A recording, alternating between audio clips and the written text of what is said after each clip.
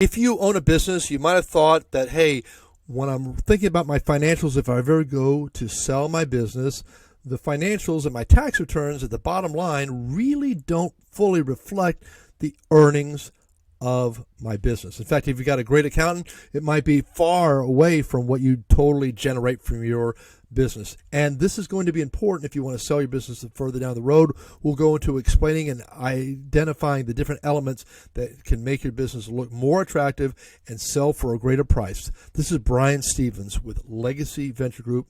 Our website is BuyBizUSA. You can find all of our contact information there and that sort of thing. But I just want to go through this series, and this one is particularly about talking about showing the total earnings of your business. Now, whether you're going to sell your business years down the road or right around the corner, or even if you're going to transfer it on to family members or friends, etc., it's important to fully understand the process because it's more complicated than most people think. And we find that if you just go to Google yourself and type in why most businesses won't sell, you're going to see a lot of the pundits out there writing articles why 80% of the companies don't sell. This study shows many businesses can't sell. This one actually shows 90%, and it's in Forbes magazine. If you look back behind this one, you can see this guy says why 8 out of 10 businesses don't sell, and on and on. You've got a lot of different articles. They're showing the reality that a lot of businesses just don't sell in the marketplace.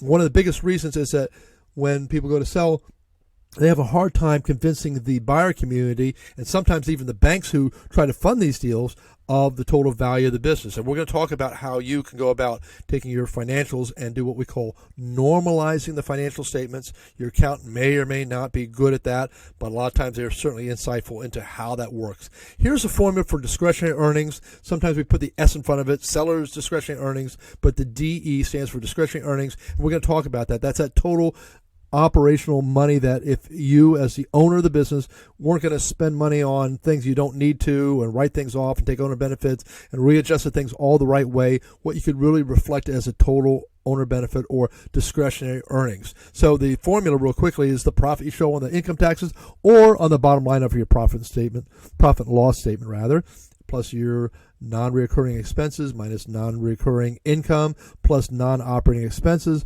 minus non-operating income plus depreciation, amortization, interest. Wow. And just one owner's total compensation. I know that's a whole lot, and we're going to go through explaining all that so that we don't blow your mind away. You might get what we're talking about already, but you might not know some of these terms or what examples are, and we're going to give examples of all of those right now. All right, one of the first things is to show that top line, the profit on the income taxes. Show the right profit.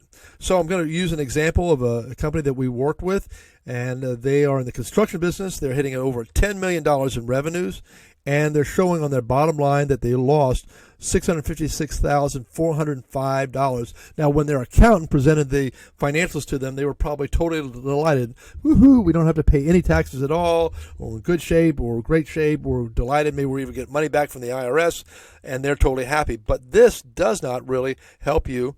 Sell the business, right? Nor convince the banks that they should fund your business, because nobody wants to buy a business that's losing large amounts of money or any amounts of money. People really like to do the opposite.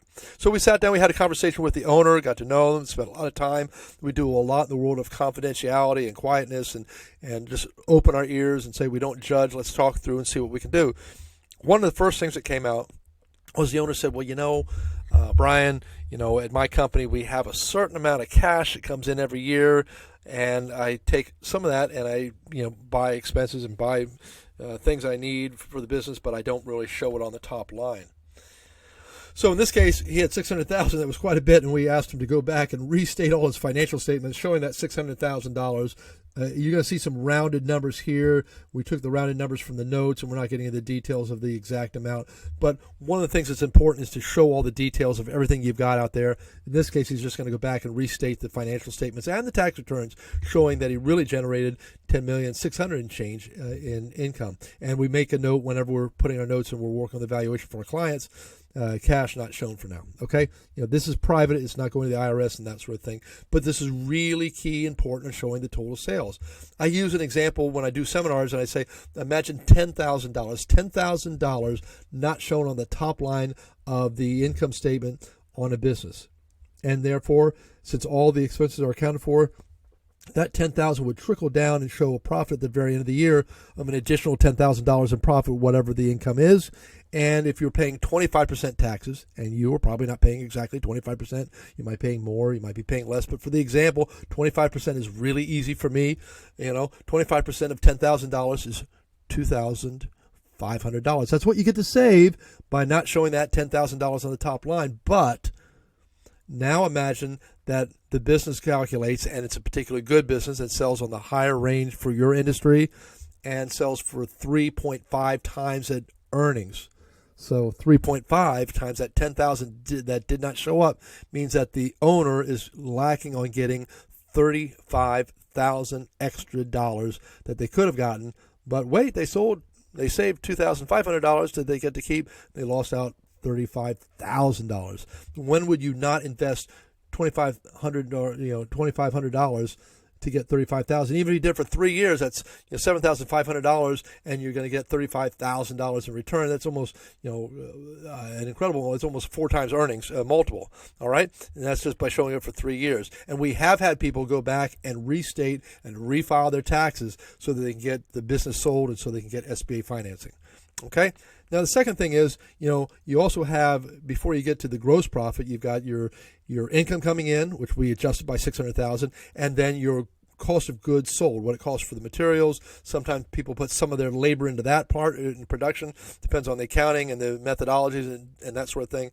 But in this case, the owner said, hey, you know what? I've kind of got about $300,000. Again, I'm using rounded numbers, and he's got to go back and show all the facts out there.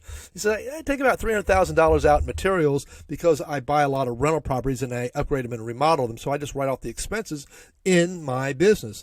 Nobody's ever given me a hard time or caught me on that sort of thing. But really, these all go to my private investment of rental homes, which are not part of the sale. So we said, hey, if you've got that $300,000, you should also adjust that. And that's an example of non-operating expenses, funding home remodels. Okay, so let's take a look at what we've talked about. We've already adjusted the top line by $600,000, cost of goods by $300,000. That's a $900,000 differential. And now, instead of losing about $600 and some odd change, they're netting about $181,000. But we're just getting started. Now, your business is going to probably be very different from this business. No two businesses are identical or exactly alike. Like people, all businesses are the same, all businesses have something in common, and all businesses are totally unique from one another. Keeping that in mind, your size might vary, etc., but this is just to give you an example of insight in terms of how you can show value in your business. So the next thing on our little list out there was, we went to non-reoccurring expenses. So what are examples of adding back non-reoccurring expenses? So what kind of expense would you have that's non-reoccurring? Okay, so let's think about that. In this case, the owner said, well, I haven't remodeled my showroom in over 34, 35 years.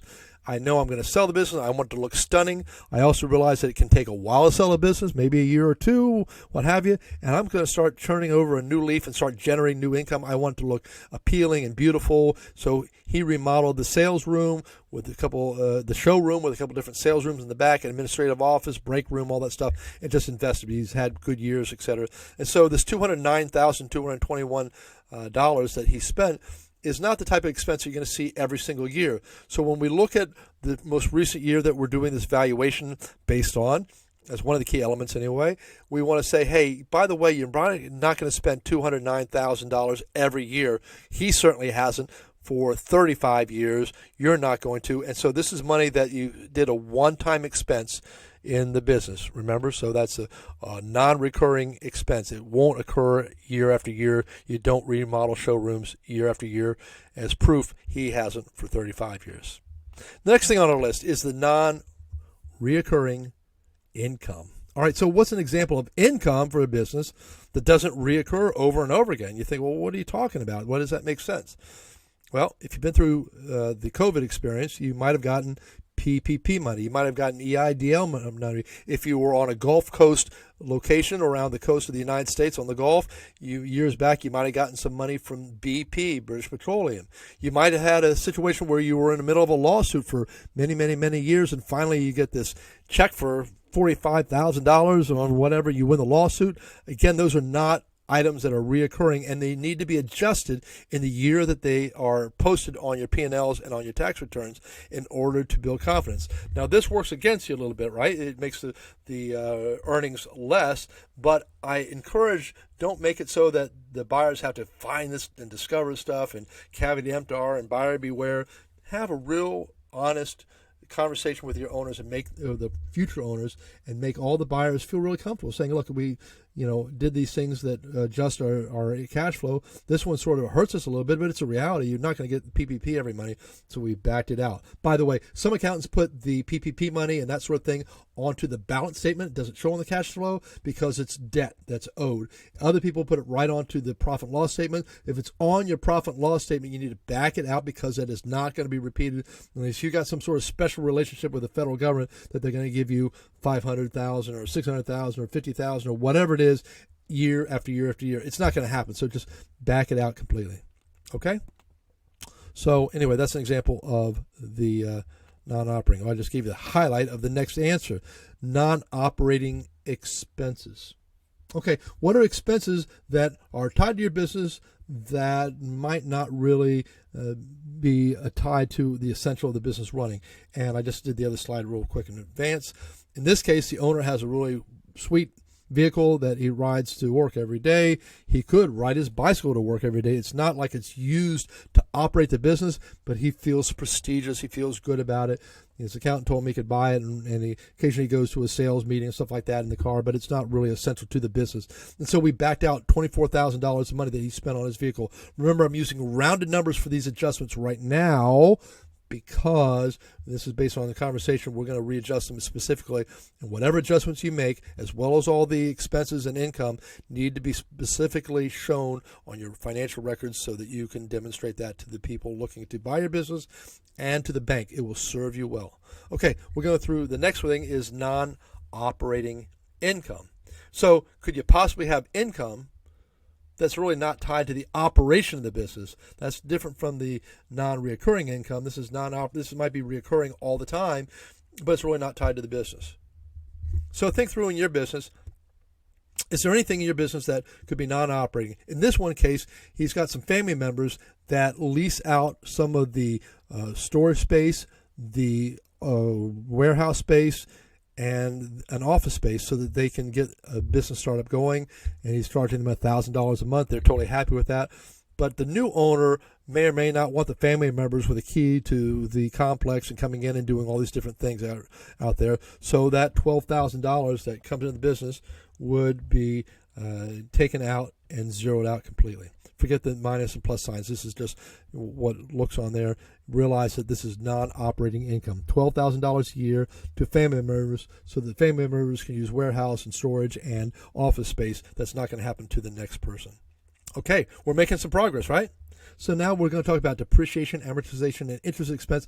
These are non-financial. Nobody writes a check for depreciation. I'm going to write a check to depreciation. Nobody writes a check for amortization.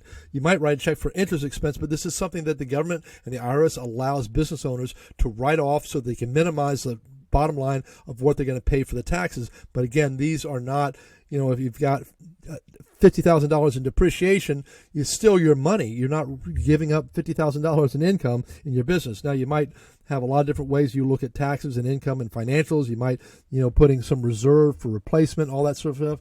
That has nothing to do with this. Depreciation, amortization, interest expense are added back. Interest expense is not the same as what you spend for credit card use or something like that. This is interest on loans and that sort of thing. So real quickly, I've pulled off of the data sheet. We added back the interest expense, $50,000. And it's going to be a loan paid off at closing. Many times businesses are selling their businesses and buyers are buying the businesses based on all the expenses for leases and loans and stuff like that to go away. They're wiped out at or before closing. Depreciation, amortization. So these are some fairly lofty, large numbers, but they are what they are out there.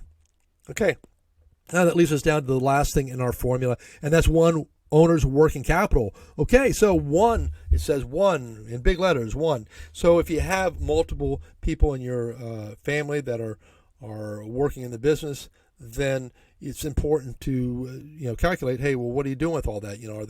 Are they working in the business, and what sort of expenses we have in there?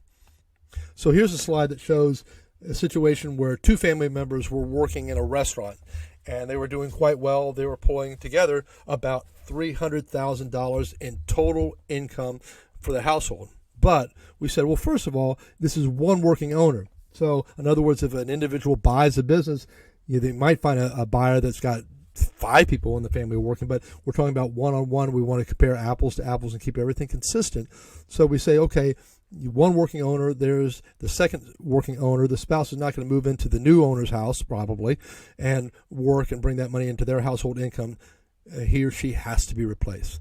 So we figured $150,000 for the one working owner, but the second working owner was getting $150,000, and we thought, and we looked in the marketplace, and we said, well, what is that person doing, and what would it cost to, basically replace that individual, based on market rates of salaries? And we found it was about $50,000. So while she was making $150,000, she could be replaced by someone for $50,000, and that brought a net of $100,000 out of that one salary, plus you're keeping the other salary. So the $150,000 for the one working owner, plus the net of $100,000, $150 minus paying somebody market rate, gives an additional $250,000.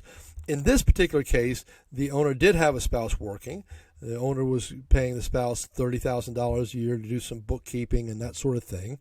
And in this particular case, we saw that pretty much what the owner was paying the spouse could be, you could find somebody in the marketplace that would get that. So we just realized that $30,000 is what it is. And so instead of adjusting the owner salary section on the profit and loss by the full amount, we pulled out $30,000 and said, okay, we're going to adjust this by $255,000. We're still going to leave the $30,000 into the expenses. Okay?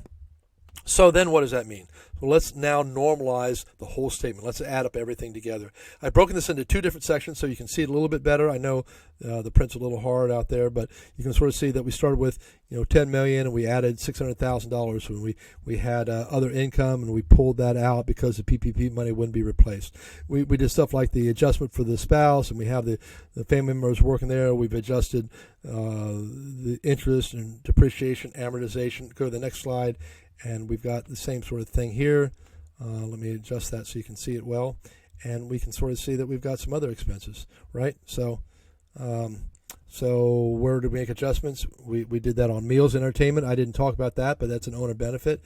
We also made the adjustment on the rent and other income. The owner's insurance, we had a variety of different things. So I didn't cover everything in the slides, but you got to realize that your business needs to have all that reflection of all the income. Okay, so now bottom line, I'll show you the bottom line. It netted $1.111 million versus losing $656,000. When you go to the marketplace, people are going to be a lot more excited about your business that's making $1.11 million than $656,000. And I realize you can move the decimal point left and right for a lot of businesses and saying, hey, it's still making $100,000 or still making $10 million or whatever. It doesn't really matter. This is just an example.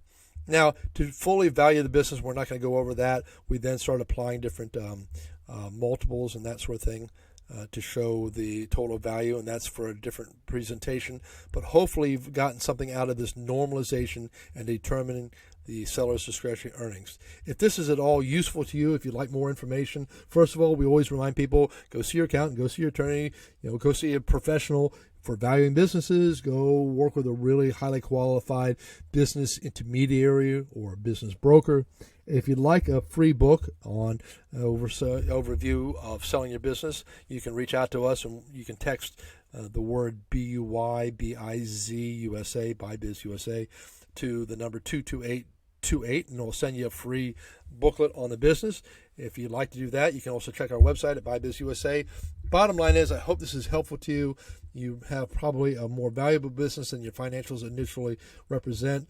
You might need to get the help from your accountant, a good broker, a valuation specialist, but get out there, and when you're ready to sell, do the prep work in advance so you don't end up like that 80 or 90% of people that can't sell, and go get a good return for your awesome business and make sure it gets sold to the right person that you want to have take over. All right, thank you. This is Brian Stevens with Legacy Venture Group, and again, our website is BuyBizUSA.com. Take care.